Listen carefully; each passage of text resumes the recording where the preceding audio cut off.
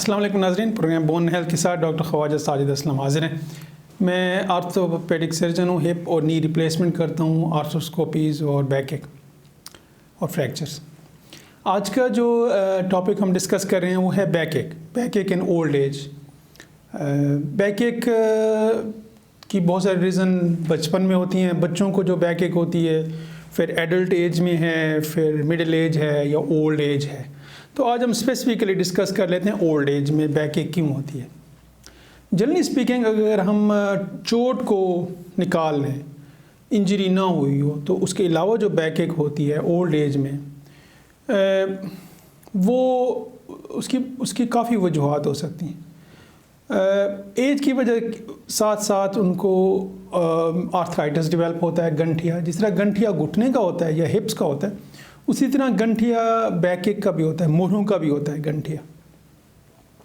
تو وہ ایک پین دے سکتا ہے۔ دوسرا، جو بیچ میں ڈسک ہوتی ہے نا، وہ ڈی ہائیڈریٹ ہو جاتی ہے ایج کے ساتھ ساتھ۔ جب وہ ڈی ہائیڈریٹ ہو جاتی ہے تو موڑے ایک دوسرے کے قریب ہو جاتے ہیں، تو جو اسپائن کی فلیکسیبلٹی ہے وہ کم ہو جاتی ہے، تو اس وجہ سے بھی ان کو پین ہوتا ہے۔ اور آپ کو پتہ ہے آرتھرائٹس کے پین ہمیشہ سردی میں زیادہ ہو جاتا ہے، تو یہ کمر کا درد بھی سردیوں میں زیادہ ہو جاتا ہے۔ جنرلی اسپیکنگ جن کو گنٹھیا ہوتا ہے ان کو سارے جوڑوں کا اور ساری ہڈیوں کا درد سردی میں زیادہ ہو جاتا ہے۔ جو سب سے اہم چیز ہے وہ ہے پوسچرل۔ بیک ایک کا بہت زیادہ تعلق ہے پوسچر سے، کہ کس انداز میں آپ بیٹھتے ہیں، لیٹتے ہیں یا ڈیلی ایکٹیویٹیز کرتے ہیں، سب سے زیادہ رول ہے اس کا۔ بہت سے لوگوں کو آپ نے دیکھا ہوگا ان کی عادت نہیں ہے ٹیک لگا کے بیٹھنے کی، ہمیشہ جھک کے چیز اٹھاتے ہیں۔ تو یہ ویسے ہی کمر کی جو جس وجہ سے یہ بنی ہے، جس طرح سے نیچر نے یہ کمر بنائی ہے، تو اس کے فنکشنز کے اگینسٹ ہے یہ۔ اگر آپ میجارٹی لوگ کرتے ہیں ان کو نہیں ہوتا ہے جیسے، تو اس کا یہ مطلب نہیں ہے کہ یہ ٹھیک ہے، یہ غلط ہے۔ میں آپ کو اینڈ میں بتاتا ہوں کہ اس کی پریکاشنز کیا کرنی ہوتی ہیں، لیکن کس طرح آپ اپنی کمر کو یوز کرتے ہیں وہ ڈٹرمائن کرتا ہے کہ آپ کی کمر پین فری کتنا عرصہ رہے گی۔ لیکن جیسے ہم نے کہا نا کہ ageing is a physiological process, age کے ساتھ ساتھ بہت ساری چیزیں آپ کی باڈی میں چینج ہوتی ہیں۔ وہی کام جو 20 سال کا لڑکا کر سکتا ہے وہ 70 سال کا بندہ نہیں کر سکتا ہے۔ تو اس لیے ایج کے ساتھ ساتھ بہت ساری چیزیں باڈی میں چینج ہوتی ہیں فزیولوجیکلی، تو آپ نے اپنی ڈیلی روٹین ایکٹیویٹی کو بھی، اپنی فزیکل ایکٹیویٹی کو بھی اسی طرح موڈیفائی کرنا ہوتا ہے over the period of time, تبھی آپ کی بونز، جوائنٹس پین فری اور ہیلدی رہیں گی۔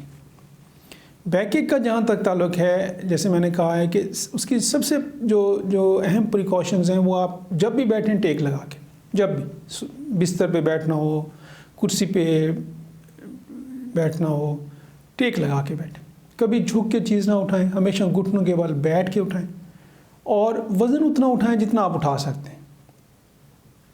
وزن اٹھانے کا ڈٹرمنیشن وہ آپ کا برین کرتا ہے، آپ کا برین آپ کو بتاتا ہے کہ آپ کے مسلز میں اتنی اسٹرینتھ ہے اور آپ یہ چیزیں لفٹ کر سکتے ہیں، تو اتنا ہی وزن اٹھائیں جتنا آپ اٹھا سکتے ہیں، اس سے زیادہ مت اٹھائیں وزن، کیونکہ جو بائی فزکس جو ویٹ کی فورسز ہیں، وہ ویٹ آپ کا اپنا ہو یا ویٹ آپ جو کیری کرتے ہیں، اس کی جو فورسز ڈسٹریبیوٹ ہوتی ہیں وہ اسپائن کے تھرو جاتی ہیں، کمر کے موڑوں کے through, centre of hip, centre of نی، سینٹر آف اینکل اور فٹ کے تھرو وہ زمین میں چلی جاتی ہیں۔ تو یہ فورسز کی ڈسٹریبیوشن اس طرح ہوتی ہے۔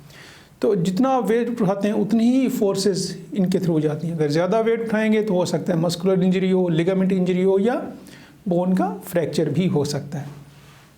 اتنا وزن اٹھائیں جتنا آپ اٹھا سکتے ہیں۔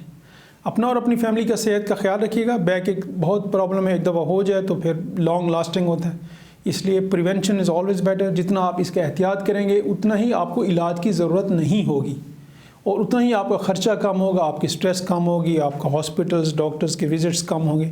تو پریونشن از آلویز بیٹر۔ ہمیشہ احتیاط کریں، ہمیشہ اپنا خیال رکھیں تاکہ آپ کو ڈاکٹرز اور میڈیسن سے آپ دور رہیں۔ ادروائز کوئی پرابلم ہو تو آپ ہمیشہ آف کورس ڈاکٹر سے کنسلٹ کر سکتے ہیں، فردر اوپینین لے سکتے ہیں۔ ڈسپلے پہ میرا نمبر ہے، ان کیس کسی نے کنسلٹ کرنا ہے یا فردر اپائنٹمنٹ لینی ہے، you are most welcome. Thank you.